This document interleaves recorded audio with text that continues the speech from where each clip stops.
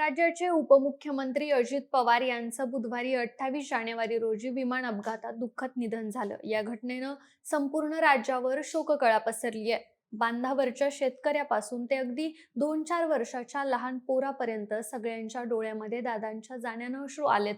समर्थक असो किंवा विरोधक सगळ्यांनीच या घटनेबाबत हळहळ व्यक्त केली आहे. आपला हक्काचा माणूस गेला असं म्हणत जनतेतून आक्रोश व्यक्त केला जातोय. या अपघातात त्यांच्यासह विमानातल्या 5 जणांचा देखील मृत्यू झालाय. अजित पवार प्रवास करत असलेल्या लिअरजेट 45 XR या विमानात कॅप्टन सुमित कपूर, कॅप्टन शांभवी पाठक, अजित पवार यांचे सुरक्षा रक्षक विदीप जाधव, फ्लाइट अटेंडंट पिंकी माळी हे कर्मचारी आणि सहकारी प्रवास करत होते. अजितदादांसोबतच या सगळ्यांना देखील अपघातात आपला जीव गमवावा लागलाय. यामधल्या शांभवी पाठक हिच्या घरी लग्नाची तयारी सुरू होती. लग्नाच्या तयारीत बुडालेलं कुटुंब अचानक शोकात बुडाले.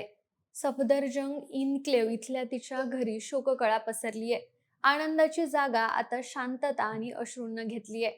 ज्या घरात मुलीच्या लग्नाची तयारी होती तेच घर आता शांततेनं व्यापलंय. शांभवीच्या निधनामुळे परिसरात मोठा धक्का बसलाय. शांभवी पाठकची कौटुंबिक पार्श्वभूमी काय, ती पायलट क्षेत्रात कशी आली आणि तिला यातला काय अनुभव होता, हे सगळं जाणून घेऊयात या व्हिडिओच्या माध्यमातून.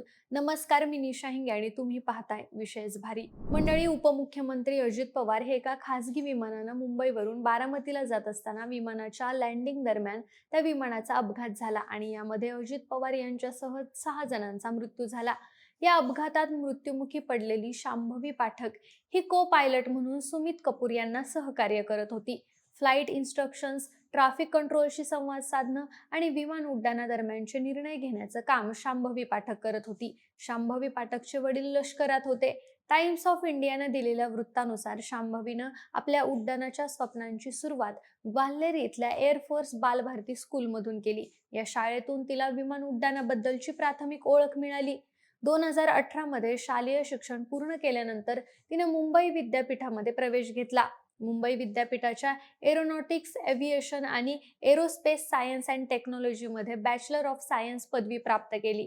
त्याआधी तिनं न्यूझीलंडच्या आंतरराष्ट्रीय व्यावसायिक पायलट अकॅडमीतून व्यावसायिक पायलट होण्यासाठी प्रशिक्षण घेतलं होतं. 2018 ते 2019 या काळात तिनं कठोर प्रशिक्षण घेतलं आणि न्यूझीलंड सिव्हिल एव्हिएशन अथॉरिटी तसंच भारताच्या डायरेक्टरेट जनरल ऑफ सिव्हिएशन म्हणजेच DGCA या दोन्ही संस्थांच्या मानकानुसार कमर्शियल पायलट लायसन्स प्राप्त केलं. त्यानंतर frozen airlines transport pilot licence म्हणजेच ATPL पर्यंत प्रगती केली. गेल्या काही वर्षात वैमानिक म्हणून महिलांचा सहभाग वाढलाय. शांभवी पाठक त्याचंच एक प्रतीक होती. कॅप्टन शांभवी हे एक प्रतिभावान आणि डेडिकेटेड युवा वैमानिक होती, जिनं लहान वयातच एव्हिएशन क्षेत्रात आपली ओळख निर्माण केली होती. शांभवी फक्त स्वतः पायलट बनून थांबली नाही, तर भविष्यातल्या वैमानिकांना प्रशिक्षण देण्यासाठी ती समर्पित होती. तिनं मध्य प्रदेश फ्लाइंग क्लबमध्ये सहाय्यक उड्डाण प्रशिक्षक म्हणून काम केलं आणि तिच्याकडे फ्लाइट इन्स्ट्रक्टर रेटिंग A होतं. एव्हिएशन क्षेत्रात नवीन पिढीला तयार करण्यासाठी ती नेहमीच उत्साही असायची. अशा या धाडसी आणि अनेकांची प्रेरणा असणाऱ्या शांभवीच्या मृत्यूनं तिच्या कुटुंबावर शोककळा पसरली आहे. शांभवीचे वडील सैन्य दलात अधिकारी पदावर काम करत होते. तिला एक धाकटा भाऊ आहे ज्याचं नाव वरुण आहे. वरुण देखील नौदलात सेवा करतोय. तर आई रोली शुक्ला पाठक या शांभवीनं ज्या हवाई दलाच्या बालभारती शाळेत शिक्षण घेतलं त्या शाळेमध्ये शिक्षिका म्हणून काम करतात.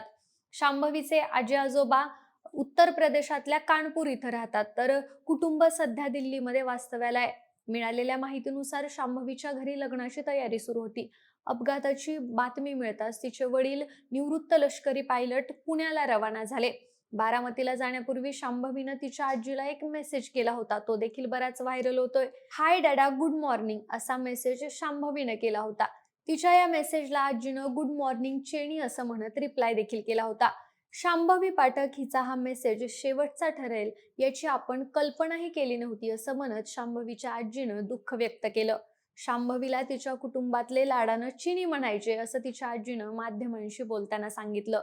शांभवी सारख्या तरुण आणि जिद्दी मुलीच्या जाण्यानं सगळीकडे हळहळ व्यक्त होतीये. VSR एव्हिएशनचे वरिष्ठ अधिकारी VK सिंह म्हणाले की दोन्ही पायलट दिल्लीत राहत होते आणि त्यांचा विमान उड्डाणाचा अनुभव दांडगा होता. आमच्या माहितीनुसार विमान पूर्णपणे सुस्थितीत होतं. त्यात कोणताही तांत्रिक बिघाड नव्हता.